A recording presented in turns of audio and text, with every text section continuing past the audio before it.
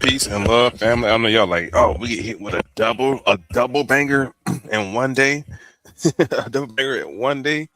Wow, special. Listen, I'm not gonna be before you guys very long tonight because I know it's late in the evening. It's Memorial Day weekend. Some of y'all got to get up and go to Kirk tomorrow or church tomorrow. Some of you got other things to do this weekend, so I won't be before you long. But um, I was on the line with the good brother Crom, and he brought up some amazing points, of which I'll let him get into his thing a little bit later about what he's going to cover. But he brought up some interesting points that some of this stuff I've covered before, but I've never came across this information. So, with that being said, I wanted to share with you guys just for a little bit. Again, not gonna be before you very long on this evening. And I am flying dolo on this one. Although I do have help over in the comments. Brother Crom is gonna be over in the comments, holding it down over there as well, adding value to it. You're absolutely right. Strong beginning, never a weak end. You're right about that. Words are powerful. This is not the weak end. You work all week and get the weak end of the deal. So you're absolutely right. Strong beginnings, strong finishes. But I want to draw you guys' attention to something called Asiento de Negros. If you guys have ever heard of Asiento de Negros, just put I have in the comments or I have not in the comments. I have not heard of it. Asiento de Negros. Now, off the top, because it says Asiento de Negros, we're dealing with Latin or Spain or Spanish, right? That's what we're going to deal with. And this comes on the heels of oh, great. Someone said they have. Great. That is amazing that you have. This is my first time hearing about it. So I want to share. Solo, so he haven't heard about it. True King haven't heard about it, and I haven't heard about it either. It's just literally about an hour ago, Crum and I were on the phone talking. He was expounding on a measure that he's going to share with you guys via Instagram, and I came across this right here. I said, "Oh shit!" And you guys know I'm real big on us as a people not associating ourselves too much with the transatlantic slave trade, because that slave trade really didn't have too much to do with us here in North America, and I can explain that in greater details. But the second, the second, or what's called the domestic slave trade, was the slave trade that affected our people here in North America the most. In fact, the second, or domestic slave trade, is the slave trade that they portray in movies: 12 Years a Slave, Django, Roots, etc., etc. All those movies are mimicking an 1800 version of slavery, not the 15, 16, 1700 slavery of the transatlantic slave trade. And the transatlantic trade, we're not going to call it a transatlantic slave trade, it's called Atlantic trade, because they were trading tobacco, trading rum, trading sugar, and trading humans as well. So that was the Atlantic triangular trade. And I'm going to touch a little bit on the first official contractor of that, which was Sir John Hawkins, who was the first ever paid contractor in the 1500s to transport human chattel from the coast of Africa to South America. He was the first contractor, not the first one to do it, because we know Spain was doing it in 1495 and 1496. Spain had to jump on everybody due to the fact they had the help of the Moors. And we're going to talk about some Moors who were involved too, but not just the Islamic Moors you guys know about. We're talking about the Sephardic Moors, the Jewish Moors, who were also what they call crypto Jew. Crypto means in private or secret.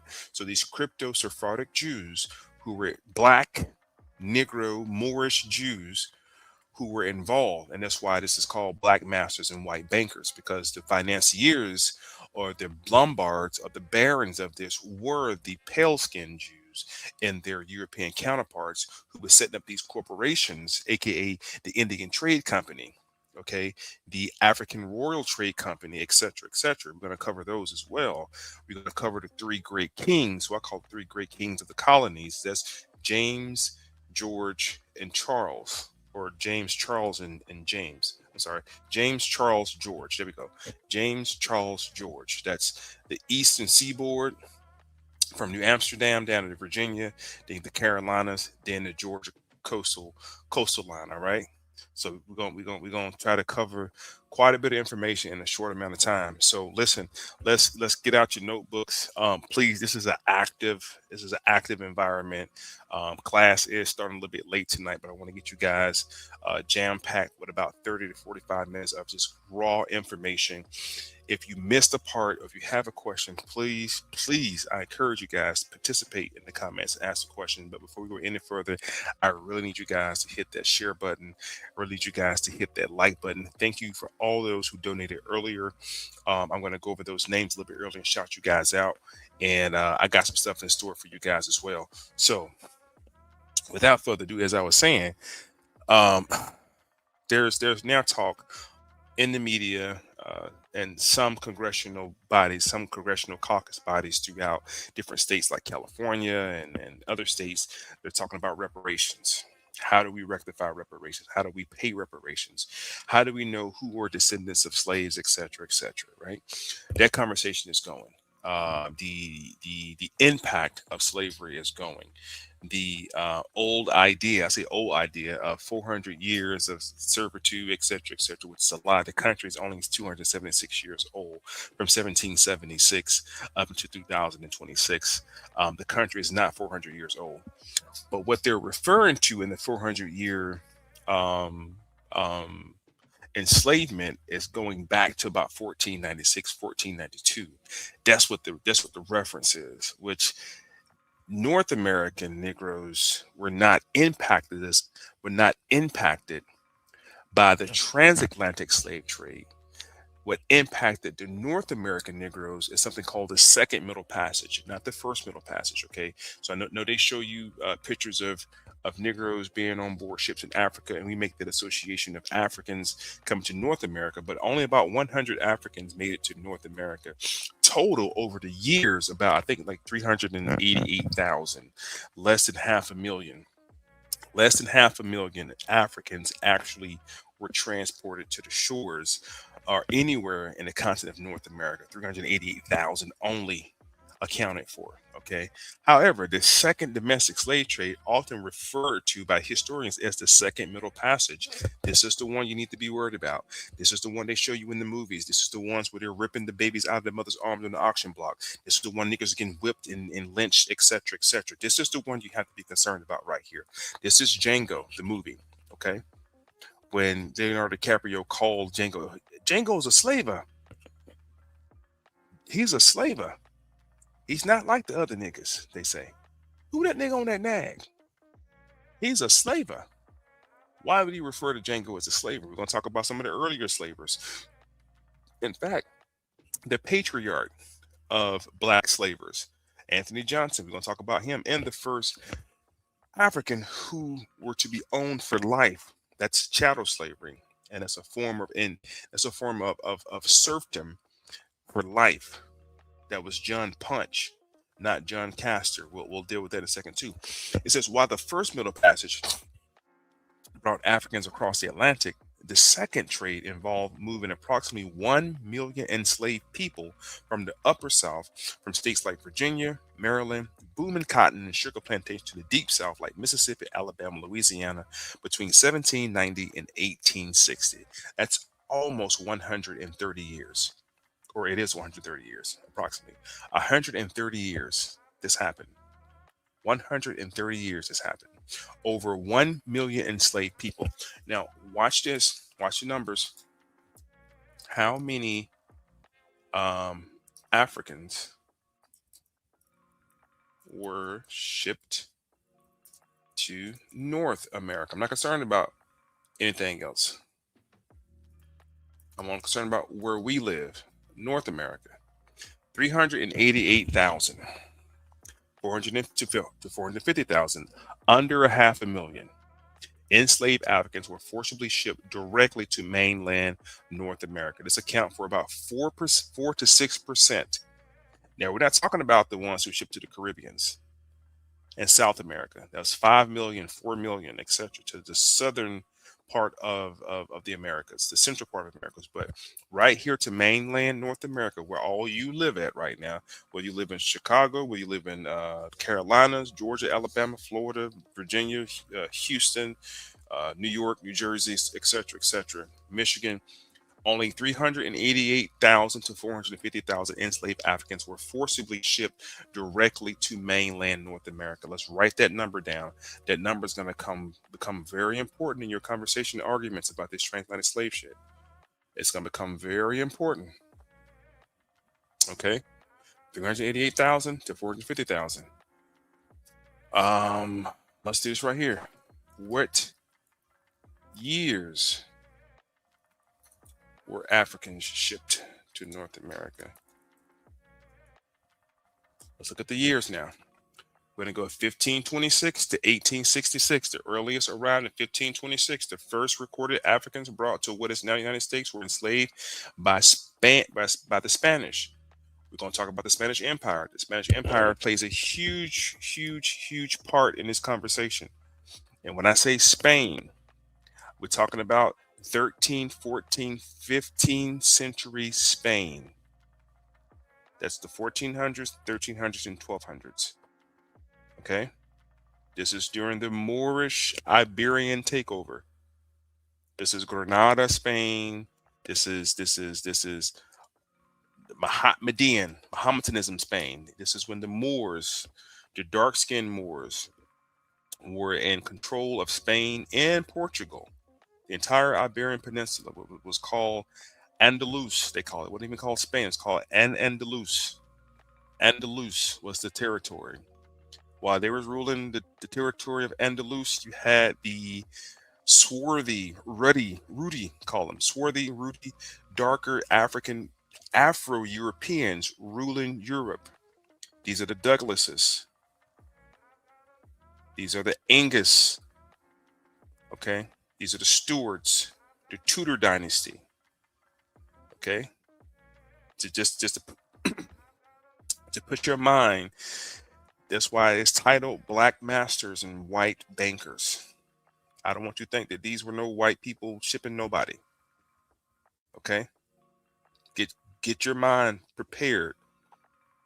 We haven't even got to the black Sephardic Jews yet, or the black crypto Jews yet. We haven't got to them yet. So I'm just trying to get your mind prepped and color code your thinking out of whiteness just for the next 30 minutes. After this live, go back to thinking everybody was white if you want to. Go back to thinking the YTs were that smart if you want to. They just came out of caves a little bit of time ago, but somehow they got really fucking smart over 200 years. Y'all got to use common sense. The earliest arrival was 1526. The first record, this is the first record. The first record to the United States were enslaved by the Spanish in 1526 to establish the settlement of South Carolina, San Miguel de Guadalupe. So South Carolina had your first settlement. In 1619, the first documented enslaved Africans in the English colonies. So we got two different colonies. We're talking about the Spanish colonies and the British colonies.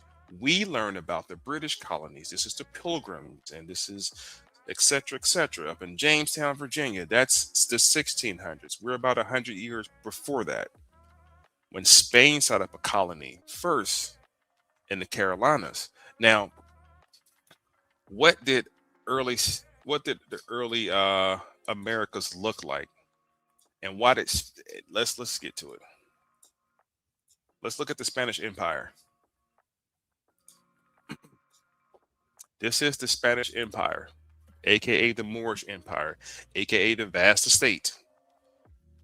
Why do I say aka the Moorish Empire? Because the Moors ruled Spain. This is all part of the empire. You think that the Spaniards just knew to come over here for what reason? Again? No, this is all part of their spoils of war under what was called the Indica Terra Cavina. And the Indica Terra Cavina was given birth to by Demversi. Demversi and the Magna Carta. Do we need to cover those three documents? If we cover the Magna Carta, Demversi, and we cover the Indica Terra Cavina, that will give you an indication of how Spain came into possession of these territories.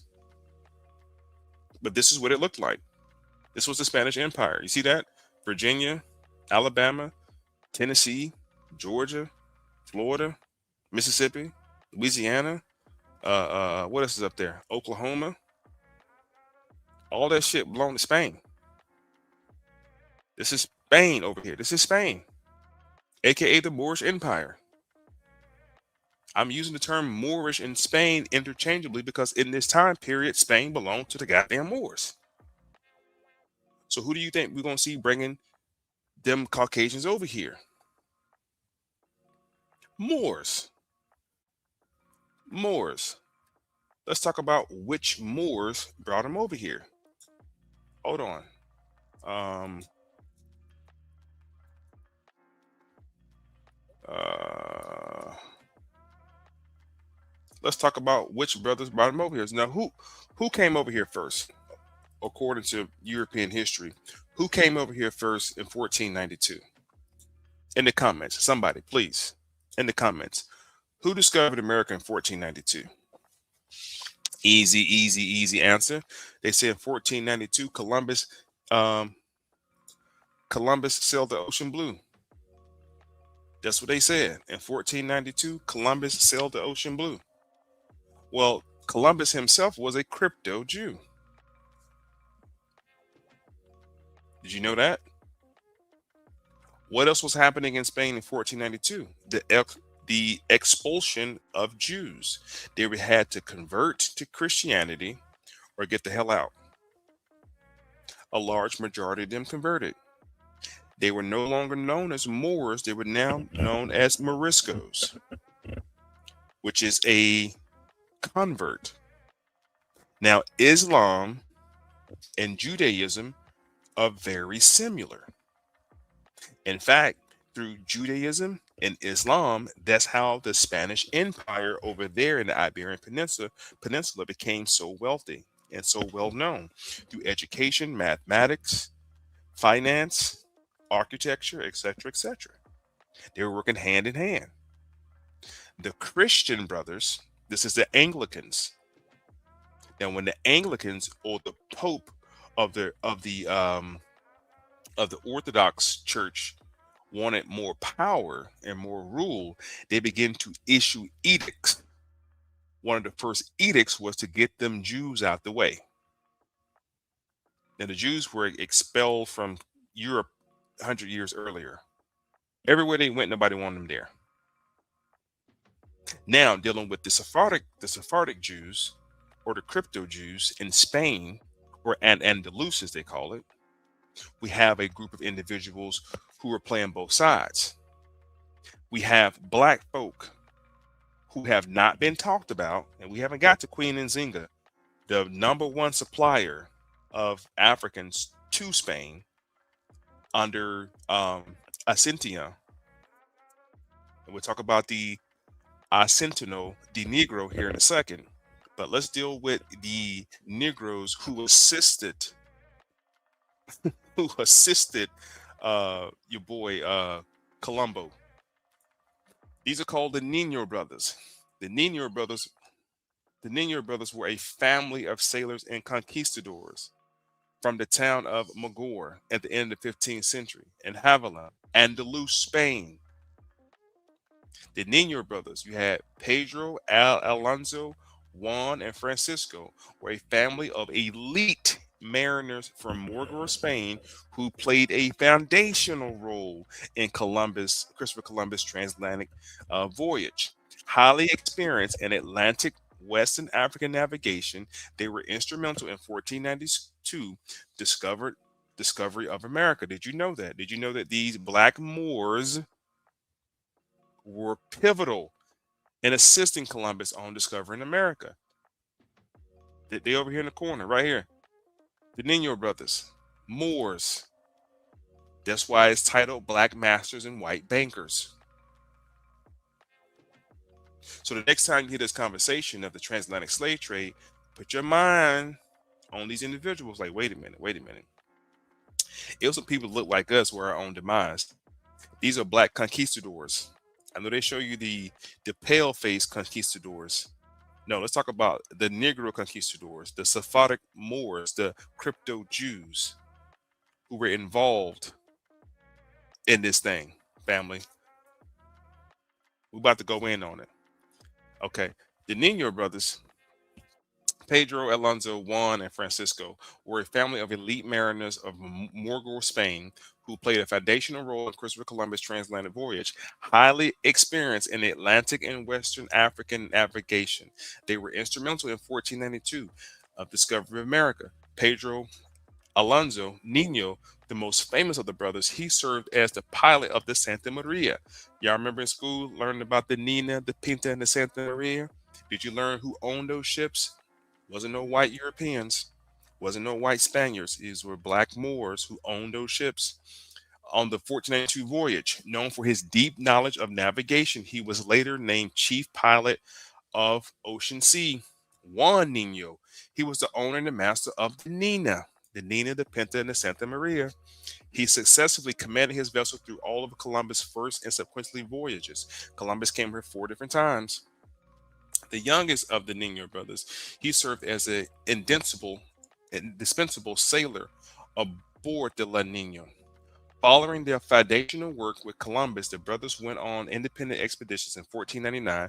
Pedro Alonso led a highly profitable expedition to South America, modern day Venezuela, trading for pearls and mapping the region. Trading for pearls and mapping the region. Trading for pearls. Trading for pearls.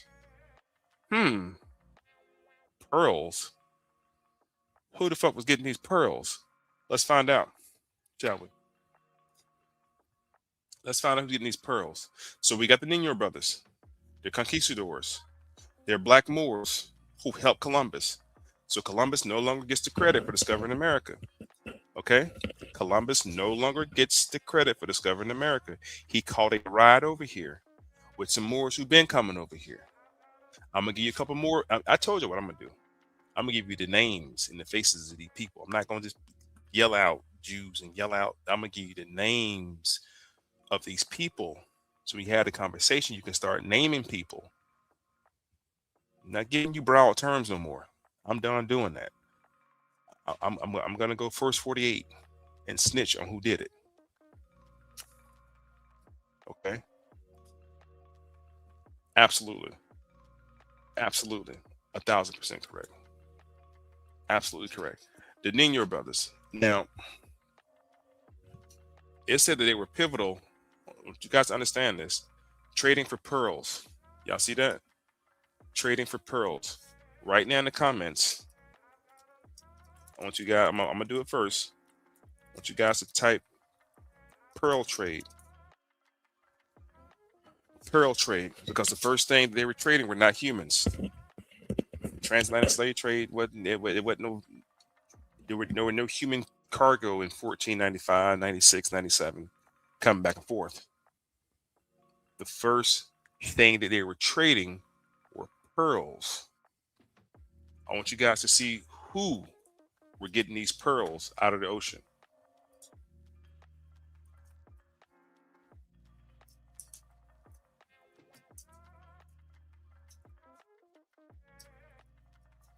Oh shit.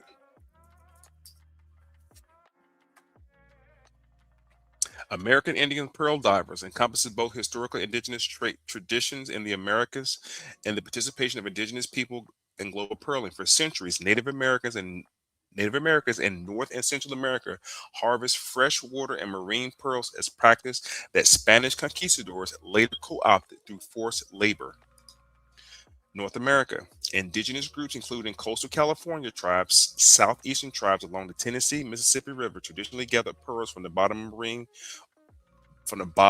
both marine oysters and freshwater mussels. Pearls held immense cultural and trade value. Let's look at the corruption of it. Exploitation by conquistadors. Upon the arrival in America, Spanish colonization recognized the immense value of these pearls in regions like Venezuela, such as the island of uh, Cubagon. The Spanish established pearl armadas. They initially enslaved local indigenous population is act as divers. Forced labor. This is the first. There was no cotton yet, y'all. Ain't nobody picking no cotton yet. There's no cotton picking stuff yet. That cotton picking stuff is reserved for the second Middle Passage. This is the preamble of the slave trade, dealing with American Indians.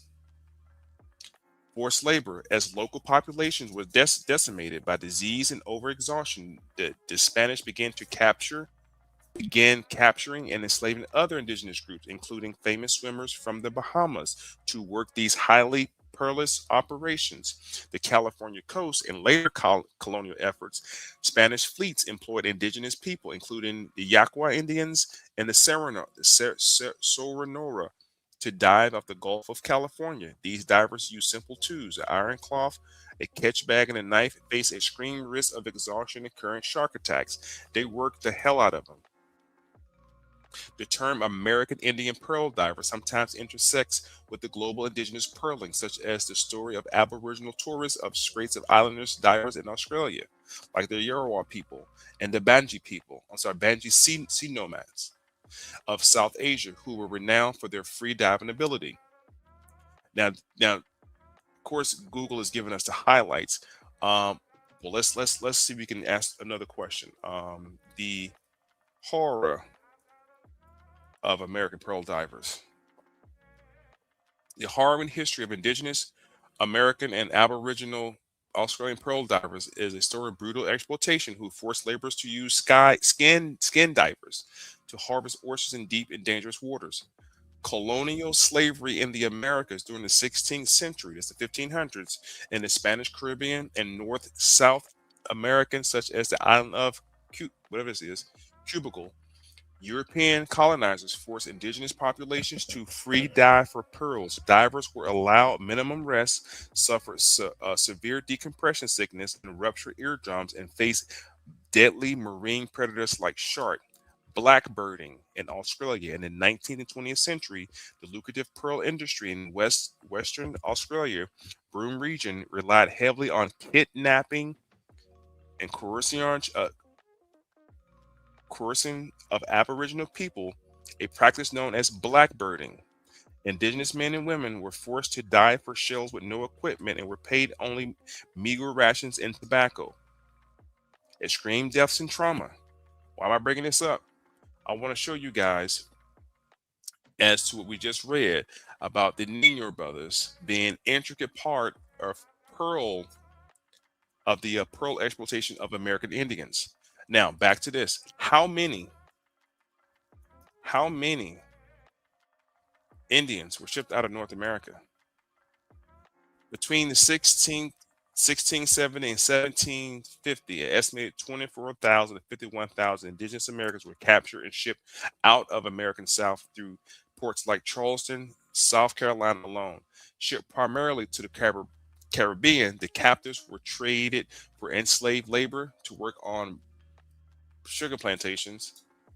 Historian Alan Gallon notes that during his peak 45-year period, more Native Americans were exported out of Charleston than enslaved Africans were imported into. Historian Alan Galley notes that during this peak 45-year period, more Native Americans were exported out of Charleston than enslaved Africans were imported into it. More Indians were exported out of America than Africans imported into North America. I didn't say it. Historian Alan Galley said it. I always said that. I've always told y'all that. But a lot of us are stuck on this Atlantic slave trade shit. A lot of us are stuck on this thinking that people came from Africa to North America and that's how you got here. No. More Indians, more American Indians. We read it earlier, 1826 Webster Dictionary definition of an American, any copper colored race who were here prior to colonialism. Those copper colored people got shipped out of North America. Destination Native Americans were frequently shipped to Caribbean sugar islands like Barbados, Jamaica, Hispaniola, as well as New England. Why were they shipping them over to New England? Why were they sending American Indians from America to England? To be indentured servants, house servants, etc., etc.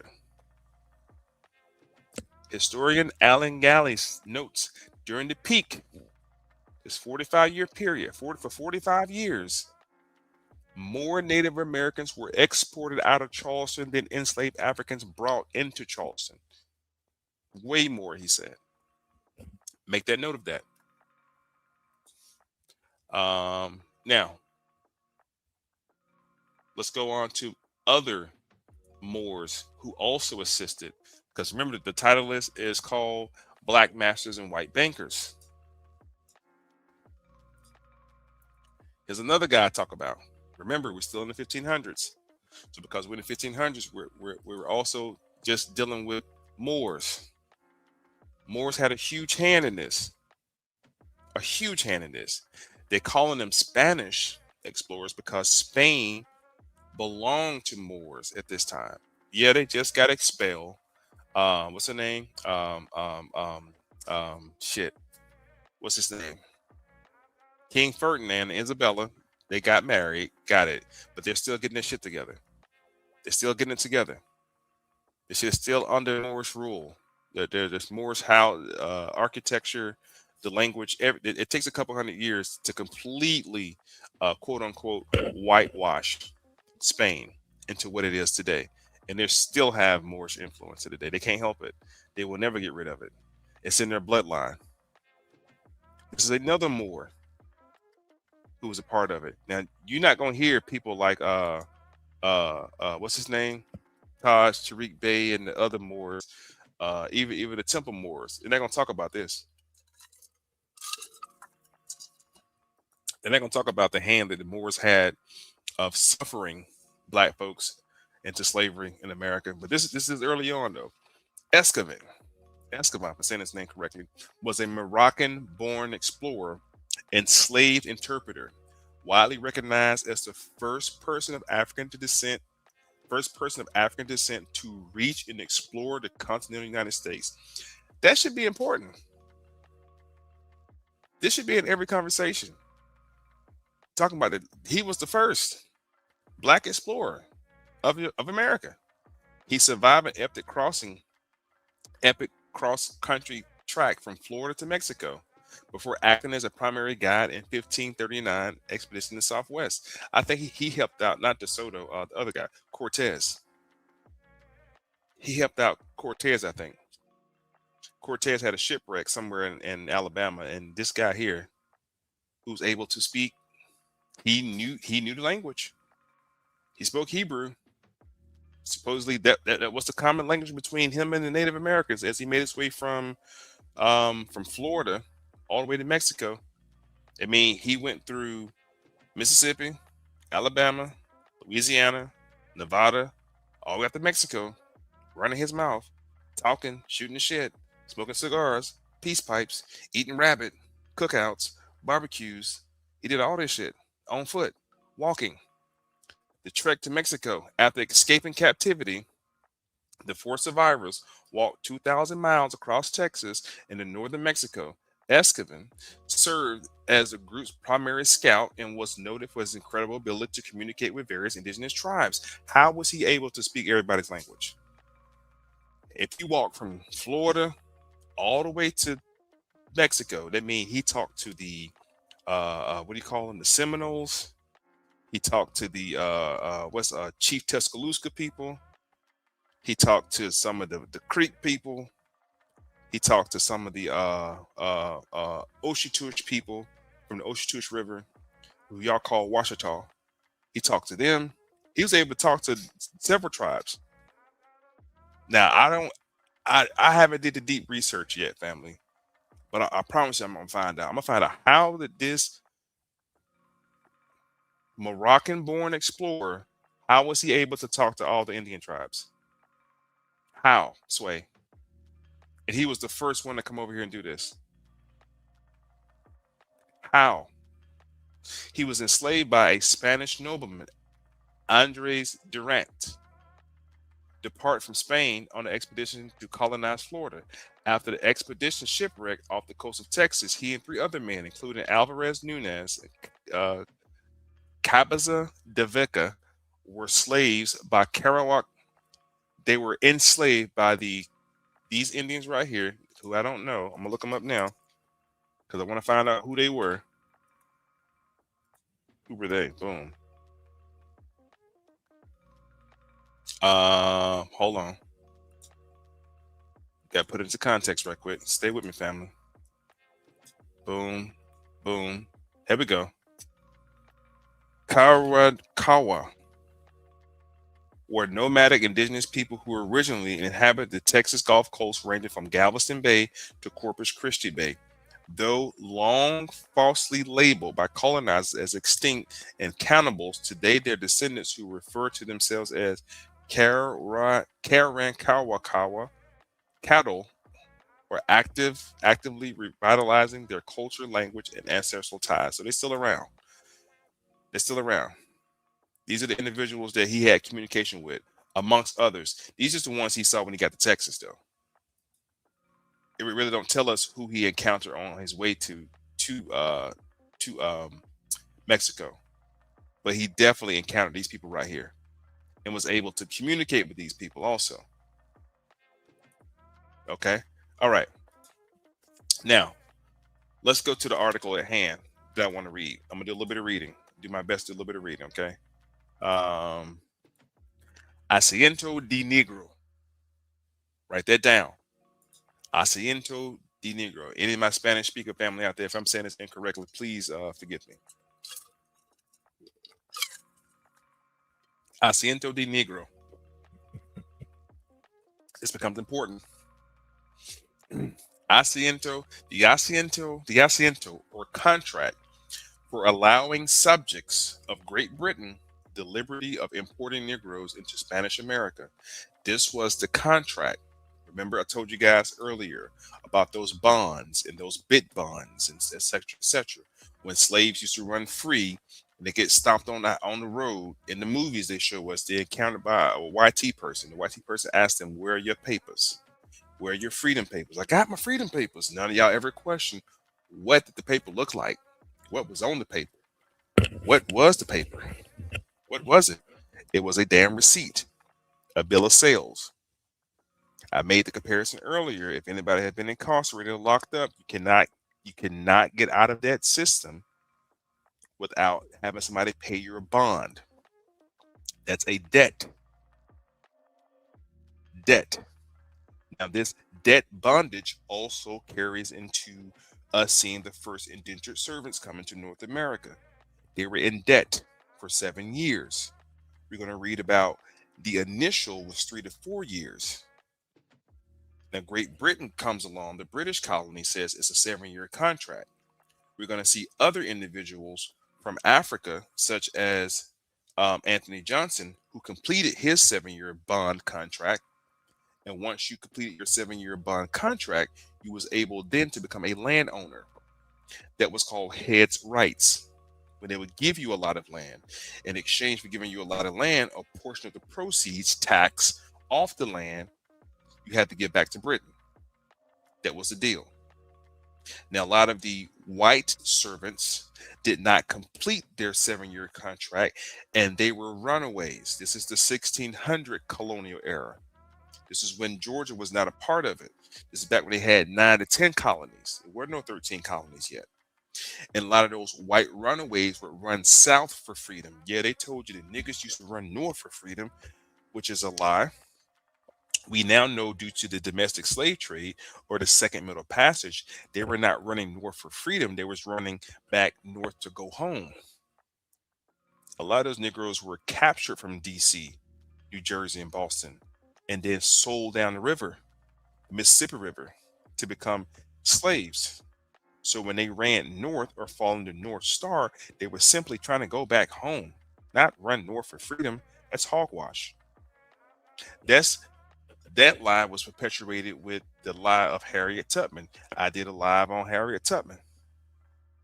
Harriet Tubman was the first Department of Labor. She was snatching niggas from D.C. and making them go work for John Brown. And John Brown was paying her in gold. So before you get excited about these fables, Negroes love a hero story. I really think black people love a hero story when it comes to slavery. Ooh, we was just done so wrong. Yeah, somehow, so we couldn't read or write. And thank God for Harriet Tubman. Harriet Tubman was pimping y'all ass. Harriet Tubman was pimping the ancestors. I showed y'all that John Brown was paying her in gold, and once they found out, they left. Yeah, when Harriet Tubman went to get her family off the plantation, when her cousin found out what she was doing, them niggas went back to the plantation. Like, this bitch crazy.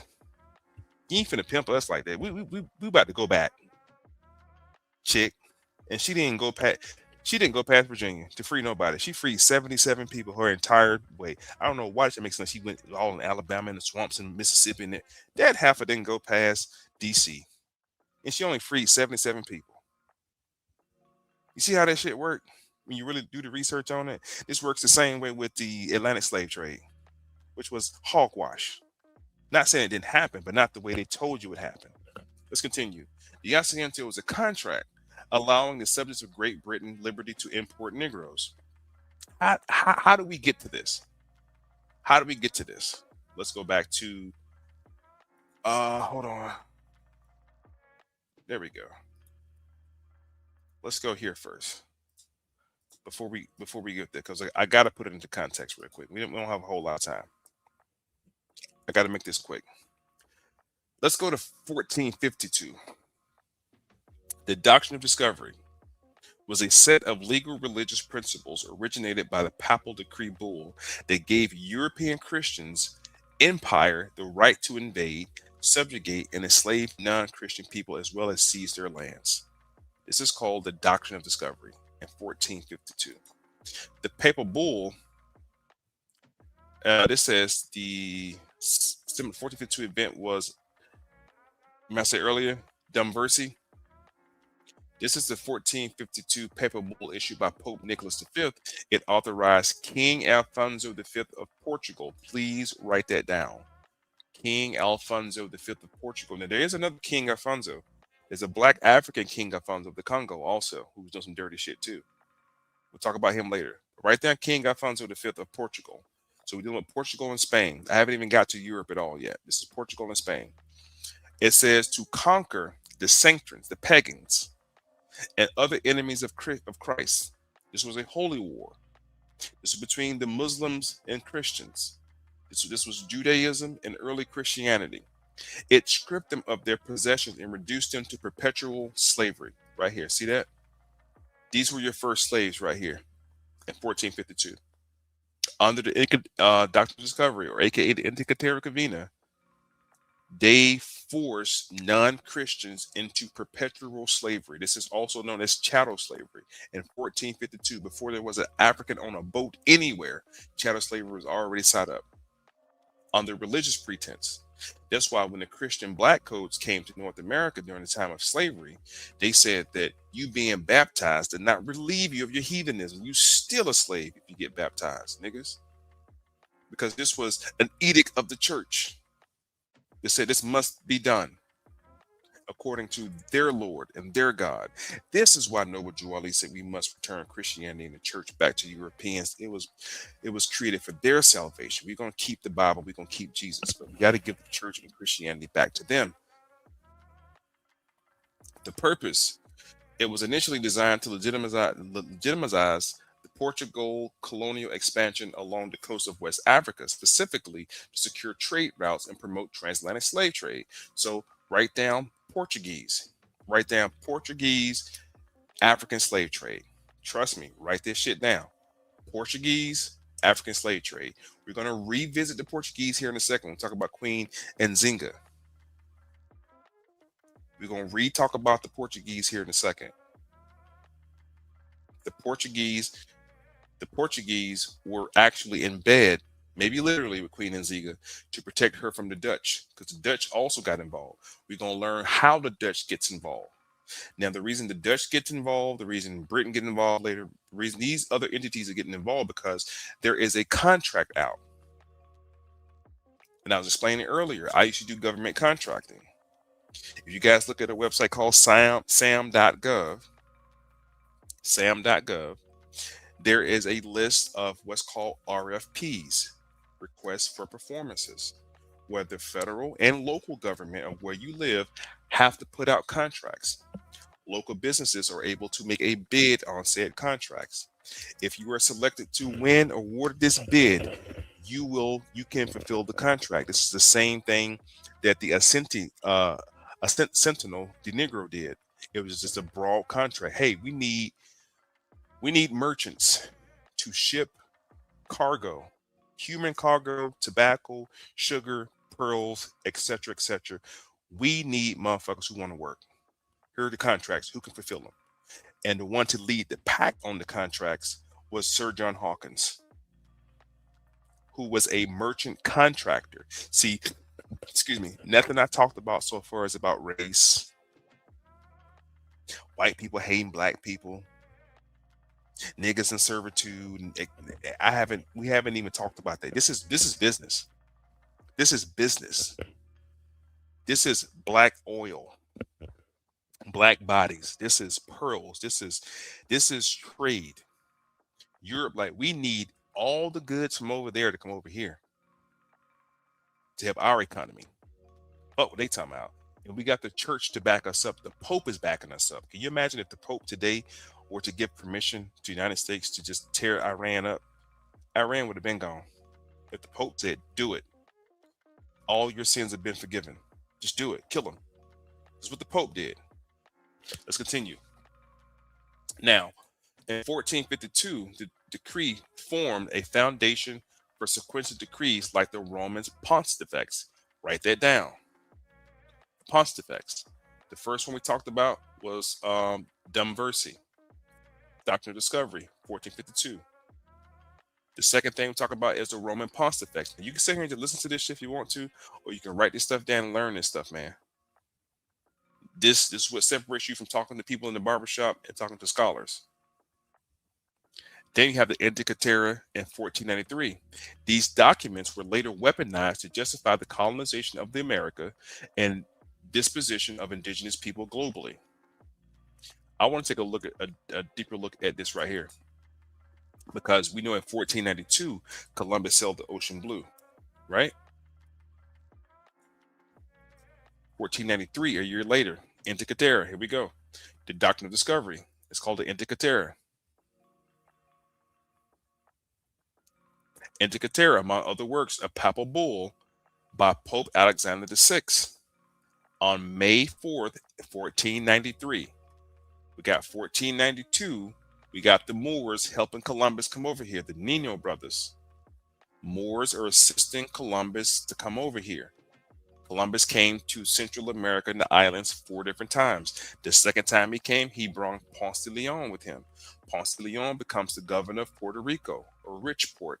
Ponce de Leon also goes into Florida and opened up St. Augustine Chapel, which now they have the monasterial and religious decree of the territory. That's why you would see a church on every corner in every city. If there's a church on the corner of a city, 10 times out of 10, that church has dominion authority over that territory of said jurisdiction. Municipality, no matter what city you in, you're going to see a big ass church on your corner somewhere, downtown area. I guarantee you, all next week, pay attention to where you live at. There's going to be a big ass church. It's going to be a Methodist church. You don't see too many Catholic church. You'll see a Methodist church on the corner, or Episcopalian church on every corner. This comes on the heels of the second and third Great Awakening.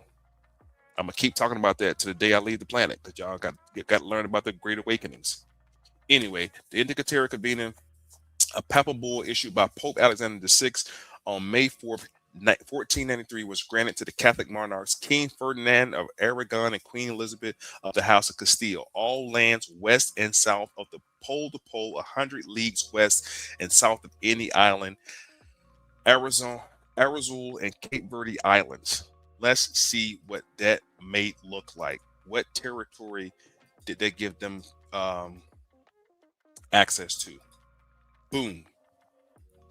That document said all this shit belongs to them now. Even everything below this territory right here, down since it all belongs to them now. Now later, Portugal and Spain is going to divvy up South America, but they need a labor force to do that shit. And the local indigenous people were not cooperating very well. A lot of them just fleeing and running away and dying, trying to fight, but couldn't fight. Now, in the intercontinent, places like Mexico, King Montezuma and his tribe, which were remnants of some of the Toltec individuals, they fought Cortez ass. They fought the hell out of him. Eventually, they lost. Of course, the conquistadors were like the fucking Navy SEALs. They didn't play. These black conquistadors too, murdering other copper-colored people. It's crazy. It's mind-baffling how they were doing it. So the Indicaterra Convention now relinquishes this part of the world, this territory, over to Spanish opposition, and Spain comes over here. Now this is called La Florida, or the New Spain. All that territory I just showed you. It remains unclear whether the Pope intended a donation of sovereignty or infidation, feudalism. There we go. Now, under the feudal law, the feudal system, we have serfdom. Serfdom falls under the feudal system. Also, a term that you became familiar with in the last 8, 9, 10 years, which is called civil mortuus, is also under the feudal system. The feudal system was a combination of various customs and systems that flourished in medieval Europe during the 9th and 15th century. It was broadly defined, it was a way of structuring societies around relationship deriving from holding of land exchange. Feudalism. Investor. A formal installation ceremony that a person undergoes often to mark or celebrate their taking upon membership and leadership of a Christian religious institution or in an order of chivalry, or a governmental leadership role or office.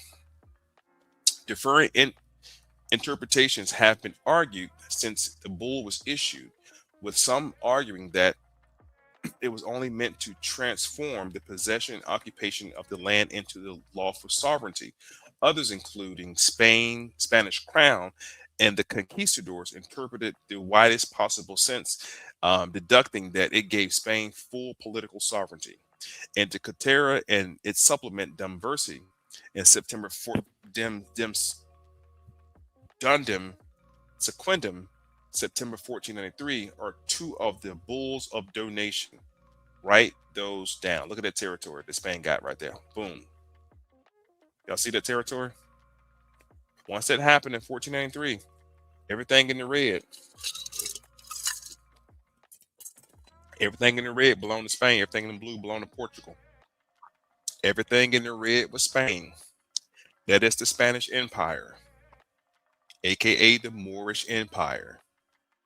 This is what the Moors were talking about. Now, Spain didn't come up with this territory. These territories were already under the Spanish crown. When the House of Aragon and the House of Castile took over, they inherited those lands. These were inheritance.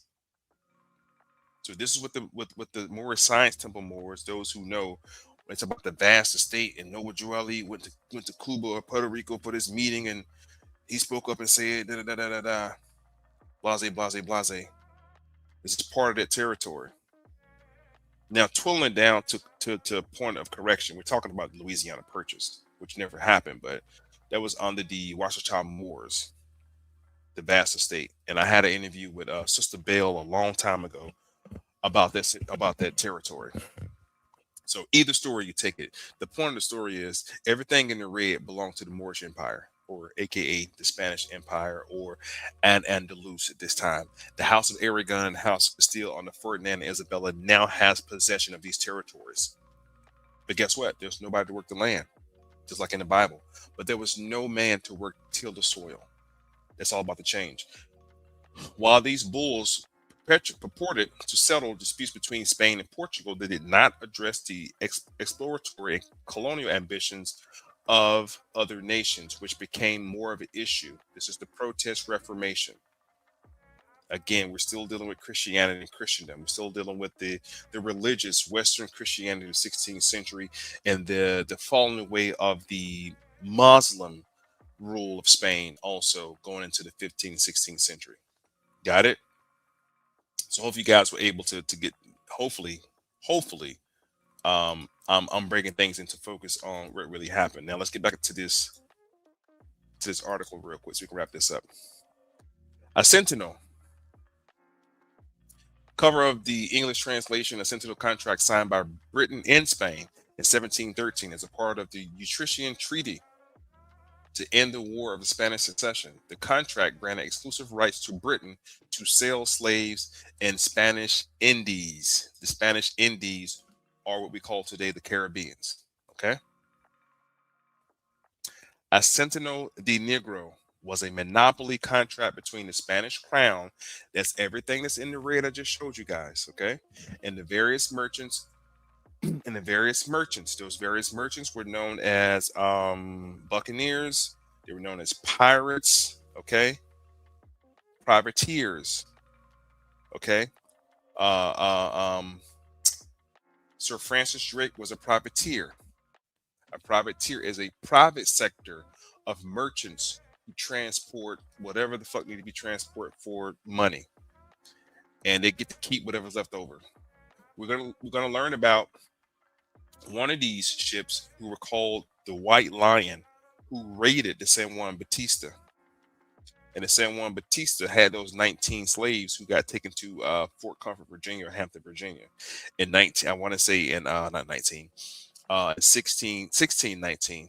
Only for a year later for Anthony Johnson to show up the same exact way. And I'm going to show you who sent him over here, or them over here, the captives. Okay, give me a second. The Asiento de Negro, if I'm saying that right, I just learned how to say the shit like 20 minutes ago, was a monopoly contract between the Spanish crown and various merchants for the rights to provide enslaved Africans to the colonies of Spanish Americas. The Spanish Empire, I just showed you everything in red, was the Spanish Empire. They need bodies. Rarely engaged in the transatlantic slave trade directly from Africa itself. Let's read that again real slow. They said rarely engaged. Rarely. This I'm trying to tell you, the whole Atlantic slave trade shit did not happen the way they told you it happened. Okay. The Spanish Empire rarely engaged directly picking up bodies and bringing them over here. They hired other little people to do that kind of shit. Subcontractors did that. And the transatlantic slave trade directly from Africa itself, choosing instead to contract out the importation to foreign merchants from nations more prominent in the parts of the world. Typically, Y'all ready? Portuguese. Gainos. I never heard it before. Gainos. But later, the Dutch, French, and British. The Dutch and the French and the British later. The Asiento, Asiento, if I'm saying that right, Asiento, y'all got to forgive me on that, did not concern French or British Caribbean. Okay, did not concern them or Brazil, but only Spanish America. The treaty, whatever that is, divided the Atlantic Ocean and other parts of the globe into two zones of influence: Spanish and Portuguese. The Spanish acquired the west side, covering South America and the West Indies, while as the Portuguese obtained the east side, covering the west coast of Africa. Also in the Indian Ocean and beyond, the Spanish relied on enslaved African laborers to support their American colony project. The American Colony Project, the American Colony Project, the American Colonial Project, but now lack any trading or territory foothold in West Africa. But now they lacked any trading or territorial foothold in West Africa. How are they going to get the slave labor from Africa? Are the Portuguese and the Spaniards going to march their ass into Africa and snatch bodies out of Africa? Of course not. They could not go past the shore. They would die from typhoid. They would die from yellow fever. They had no type of what do you call it? Uh, um, Preventive medicine to go into those African jungles. They couldn't do it. They tried it. They died. They couldn't do it. They got sick as hell. The principal source of slave labor, it says, but now they lack any trading or territorial foothold in West Africa. The principal source of slave labor. I want to take a pause for a second because we're going to go into who provided them the trading and territorial foothold, and who was the principal slaver of that time to supply Portugal and Spain with bodies. And see, the reason this really pisses me off, because we're talking about the UN finally decided to say, oh, slavery was the greatest atrocity to history, and we talking about, oh well, America owe us money and did it. No, let's talk about the niggas who started it. How about that? How about that? Can we talk about the Africans who started the slave trade? Because Europeans didn't start nothing.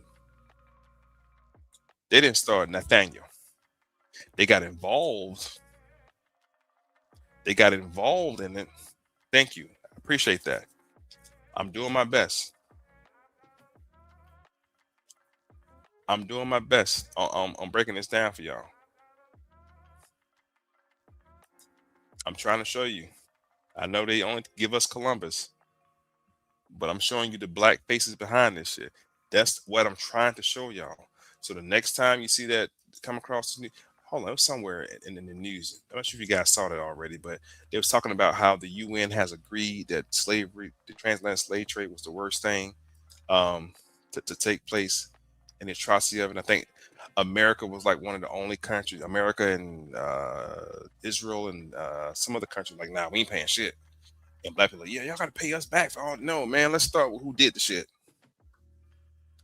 I'm telling y'all right now, I'm on my first 48 shit. I'm snitching. I'm straight snitching. I'm calling me the historical snitcher. I'm the historical whistleblower. I'm not playing into this black game with y'all. I'm not doing this black stuff with y'all no more. So at first glance, I really hope you guys are writing this down, y'all. Like, I'm really trying to get you guys to see the connection. And I want you guys to continue believing what you believe in, but you have to see this information for what it is. The next thing you should write down is Queen Nzinga. If you have not wrote this down, please write down Queen Nzinga. I'm not going to go into everything, but I want you guys to see who this black queen is. 1582 Angola. Write down Angola. Why am I asking you to write down Angola? I'll show you in a minute. But please write down Angola. Please write down Queen Nzinga, Ndango, and Matabu. Angola. All right. A lot of Africans were brought out of Angola. Anthony Johnson was from Angola. Others from Angola. The individuals who were on the White Lion who got brought to Fort Comfort, Virginia, who were of the first Africans brought to the British colonies, but not the first Africans brought to North America. The first Africans brought to North America by way of Spain. Those 100 Africans all. That was the first uprising, by the way, and they ran off and hung out with the Geechee Gullah people, and they amalgamated into the Yamacraw and the Yamasee people of Georgia also. All right. So 1582, and Angola. This is Queen Nzinga. Let's read about her real quick. Now remember, we're trying. We just left off. Go back. I've done a lot of talking. Try to keep everything in order. We left off reading right here. I'm gonna start from the top, not from the top, but yeah, from the top.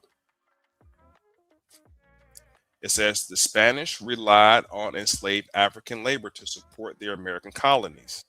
Now, why am I reading this right here? Because we are told that Africans were brought to North America or just America, period.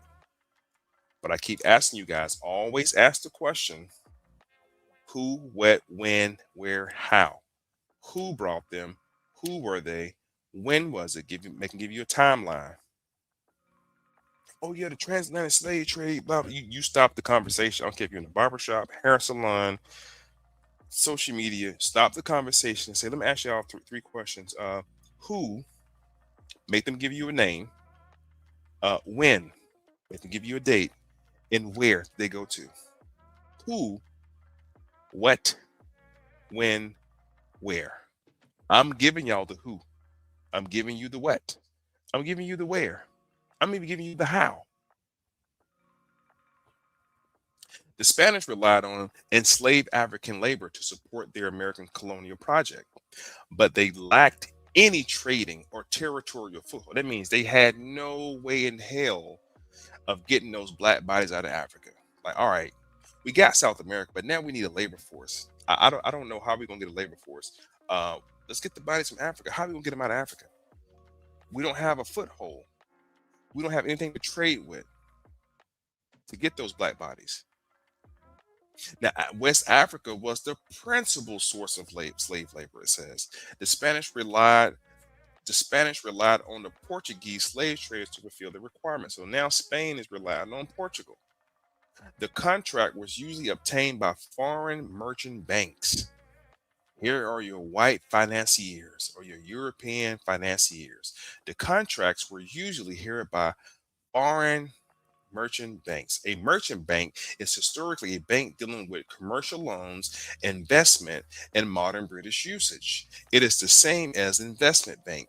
Merchant banks were first modern banks to evolve from medieval merchants who traded in commodities, particularly cloth merchants. We're talking about Lombards. We're talking about Jewish barons. I'm not scared to say it.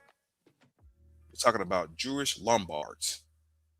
You go to Europe right now, England, look up Lombard Street. You're gonna see all the banks on Lombard Street because these were Lombard. These are barons who were financing this shit.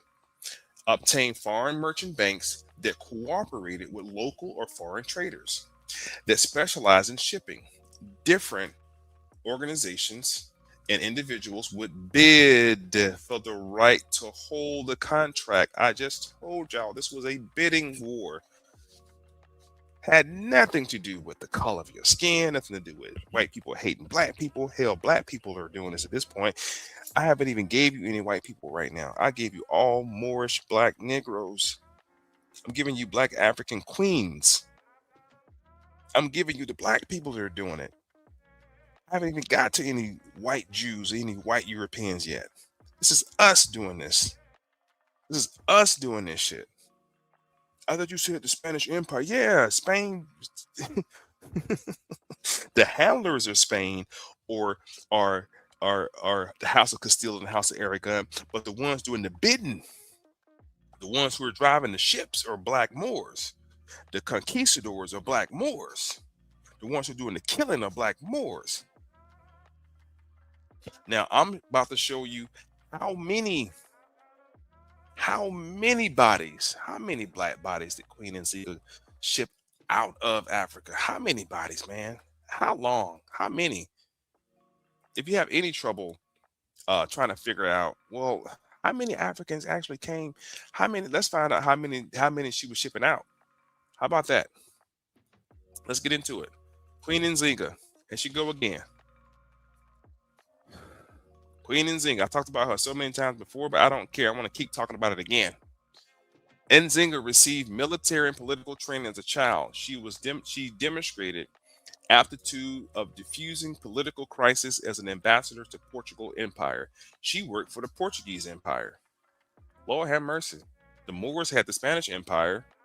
She worked for the Portuguese Empire. There is no win at this point. In 1624, she assumed power over Ndongo.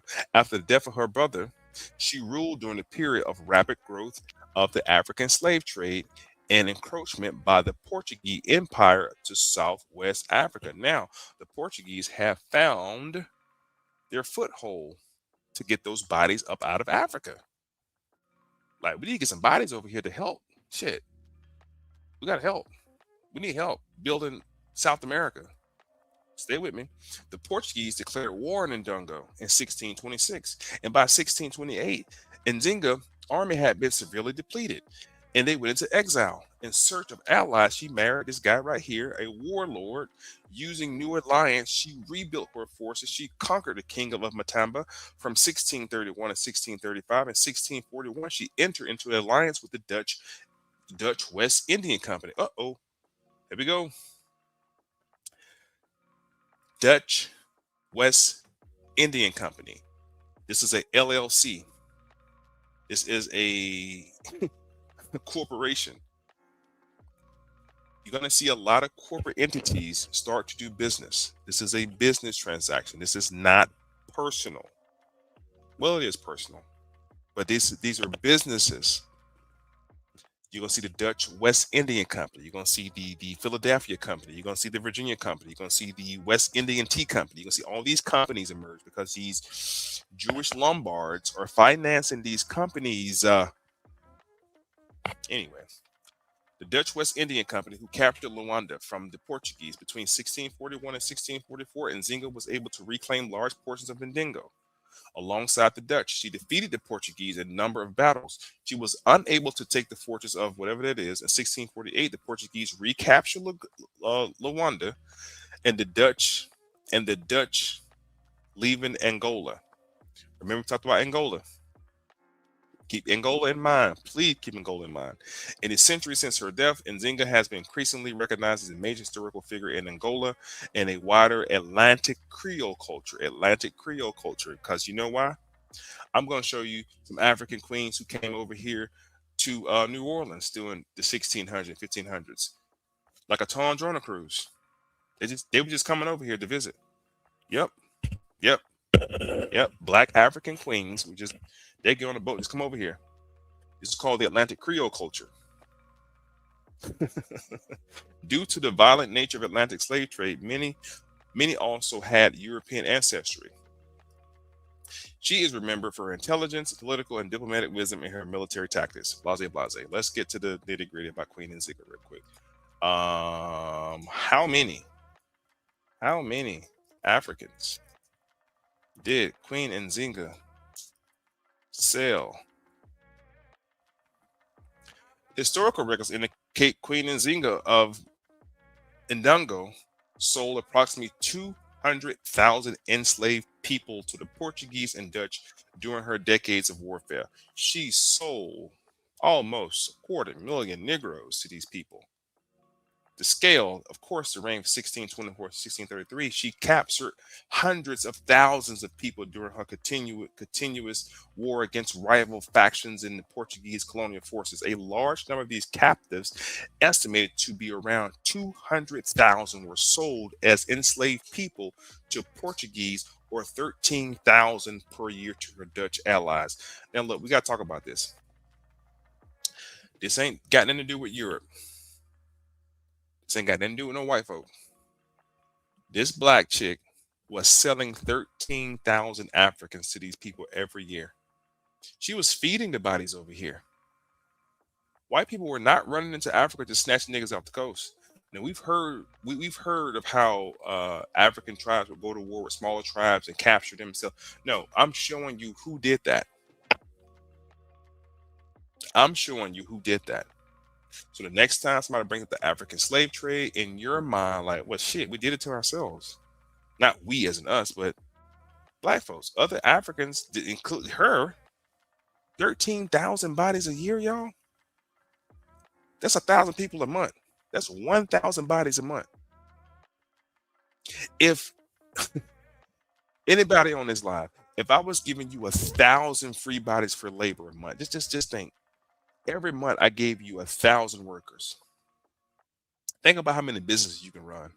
Think about how many corporations you would have. Think about how many call centers, how many fucking buildings. I just those of you who are on this live who are entrepreneurs right now, you know the struggle of finding good people to work, a good labor force. You know the struggle of also carrying a labor cost to pay your workers. Imagine and say, listen, I'm gonna give you 1,000 workers every month. No. I'm gonna give you 1,000 bodies every month to do whatever you want to do with their ass. You want to go build your own country, you want to go build your own nation. I'm gonna give you 1,000 workers every month for free, and you ain't gotta pay them shit. This is what she was doing. She was giving them 1,000 bodies a month, 13,000 per year. That's around 1,500 people a month.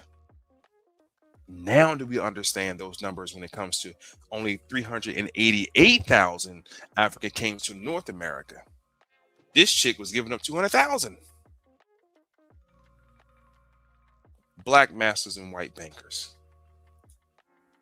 The context, historians note that her slave trading practices were largely driven by political and military realities of the era. Selling captives allowed her to acquire luxury goods and firearms necessary to build powerful armies and protect her kingdom from full European colonization. Oh no, I got to sell y'all black ass so we don't get taken over. How about that? You got to cut off your finger to save your hand, she said. Well, she didn't say that. I'm saying that. Let's see if I can find this real quick. Oh shit. Let's see. Let me see if I can if she came over here. I had this stuff somewhere, man, and I wish I would have saved it, but I didn't. To the I don't think she came, but there's some other women came. Let's see. Yeah, here we go. Queen Nzinga never sailed to the Americas. 17th century monarch spent her life in Africa. Hold on, there were other people came over here though. Give me a second, y'all. So she didn't come over here. Let's see. Other black African women sailed to the Americas. Let's see if it comes up. If I can't find it, I'm gonna move on. Here we go. Here we go. Here we go. So again, why they try to make you seem like this transatlantic slave trade shit was crazy. Let's get into this right here. Black African women sailed to the Americas across multiple centuries in various contexts. While millions survived the horrific forced voyage of the transatlantic slave trade, the Middle Passage, others like her, Miss Shelton or Shorey, sorry, and the wife of African American sea captain in the late 1800s sailed to the sea as a free woman. Let's look her up right quick. And it's gonna be more. And the reason I'm showing you this shit, y'all, because everybody from Africa came over here were not slaves. Okay, just like everybody during slavery in America were not slaves either. There were a lot of free people of color who did a lot of great things that you guys are not gonna know about. There we go. There we go. And this is my attempt to debunk some of that stuff that they don't put in our fucking heads. Okay, let's go here. This is a cool. Let's go to the national park. Julia Ann Shelton Shorey. According to family memory, there she go right here. Y'all see her? Look at the sister. According to family memory, Ann Shelton Shorey, grandfather Samuel Shelton, was brought west as an enslaved person in the 1840s, ultimately purchased his own freedom and that of his family in the new state of California. His son Frank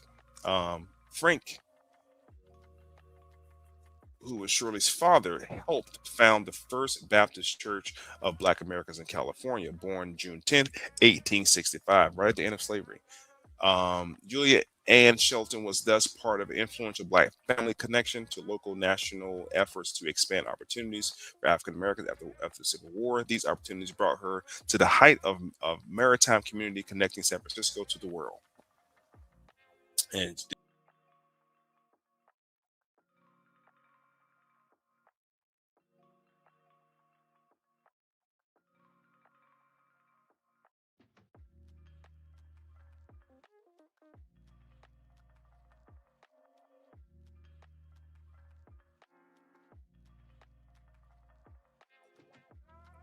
my bad, I'm back. She's just one of a few Africans who came to the Americas at this time. I just wanted to highlight this stuff, and I hope a very good job of showing you guys. Let's get back to this document so we can get out of here. We talked about Queen Nzinga. We're talking about how they now have the source of slave labor out of West Africa by way of Queen. She ain't the only one. I'm just giving you highlights. She is one of the people who is supplying this source of slave labor. The original impetus to import enslaved Africans was to relieve indigenous inhabitants of the colonies. The indigenous inhabitants of the colonies were on their way. They just can hold up. Can hold up. They need some strong African individuals who can outwork the local indigenous inhabitants in the labor demands of Spanish colonies. Enslaved Amerindians, they call them, the Amerindians had been altered by the influence of Dominicans, such as Bartholomew Lacasa. Spain gave individuals Asientos to Portugal, to the Portuguese. They're now given the contractual obligation to the Portuguese merchants to bring African slaves to South America. I showed the connection of the Portuguese to Queen Nzinga and the Dutch to Queen Nzinga, right? Like I'm showing you how the Portuguese got their hands on African. I'm trying to show you how the Dutch got their hands on African. After the peace of Monsieur in 1648, Dutch merchants became involved. Dutch merchants became involved in the Asiento de Negros in 1713. The British were awarded the rights. Now, this is how Great Britain got involved. Now, they're getting in on it. The Treaty of Utrecht, which ended the War of Spanish Succession. The British government passed its own rights to South Sea Company. You're going to continue to see these companies. You see South Sea Company, Indian Tea Company, Dutch Trading Company, African Royal Company. These were LLCs. It means somebody started the LLC. Somebody was the business mind behind this shit. They didn't get all personal with it. Ooh, I'm gonna do LLC. I'm gonna form the British Trading Company. I'm gonna create the South Sea Company. Companies which has board members, which has financial backing from banks. Follow the money. Stop getting personal. Stop getting your emotions. Stop getting your feelings. Follow the fucking money. The British Asiento ended with the 1750 Treaty of Madrid between Great Britain and Spain after the War of Jakin's Ear, known appropriately by the Spanish as Royal de Asiento, War of Asiento. It was a whole war over this contract shit. The Asiento in Spanish language short term for loan debt contract. Loan debt contract. Going to continue to see this language throughout this entire area dealing with slavery, contracts, bondage, and servitude, slavery, chattel slavery, forced worker, forced this, laborers. You're going to continue to see it throughout. These are documentations, contractual obligations. Look how long it was for. It was for 1 to 4 years. Servitude was 7 years because Britain changed it. Signed between the Spanish crown and a banker, a small group of bankers, Lombards, capitalists, against future crown revenue. Also included after the peace treaties. Several peace treaties were signed And Asiento covered one of the combinations of three specific transactions: an unsecured short-term loan, a transfer of payment, a currency exchange contract. Between the 16th and 18th century, asientos were used by the Spanish treasurer to adjust short-term imbalance between revenues and expenditures. The sovereign promised to repay the principal loan plus a higher interest of 4%. Principal banker in Seville, Lisbon, Republic of whatever it is, Nino, in Amsterdam, in turn, drew the profits. It drew on the profits and direct investment obtained from large numbers of Atlantic merchants. In exchange for a set of scheduled payments, a payment plan, merchants and financiers were given the right to collect relative taxes overseas, trade in the commodities that fell under the monarch's purview. This executive right bestowed by government of states to invest in content of which separate from bodies of rights under the law. It was common facet of feudal law. The word is derived from Old English. In this way, a set of merchants received the right to ship tobacco, salt, sugar, cocoa, a trade route from the Spanish West Indies, sometimes accompanied by licensed export bullions. Ooh, from the Spanish Main or Cadiz. In particular, the Asiento would result in a great impact for the economy of Spain. American colonies, because the treaty secured with the secured fixed revenues for the crown and supplied the region with certain commodities, whereas the parties contracting parties bore the risk of trade. A new Asiento was the safest means to get their money back in cash their readers. And it goes into the whole history of the slavery in the colonial Spanish Americas, which I actually went here before. If you go to Puerto Rico, this is in Puerto Rico, by the way, this picture. The general meaning of asiento, which means consent, settlement, establish. Commercial context, it means contract, trading agreement. In the words of George Skilling, it was a term in Spanish public law which designated every contract made for the purpose of public utility between the Spanish government and private individuals. Public and private. This is what happens. Write this down. Go look it up. Don't take my word for it. I want to bring it to you guys tonight. I am all out of time. Unfortunately, I'm at an hour and 30 minutes. I'll be breaking up. Oh no. Hopefully, you guys can hear me better now. I'm not sure if you can or not. It looks like my sound is good tonight. Hopefully, you guys can hear me, man. But thank you guys for riding the ride with me, man. I appreciate you guys so much. I hope you guys learned something tonight. Definitely go take a look at this stuff when it comes to black masters and white bankers. This whole Atlantic slave trade thing, stuff, man, was just mind blowing, man. But that's my time, family. I appreciate you guys so much. Thanks for having me. Be sure to share this shit, man. Peace and love.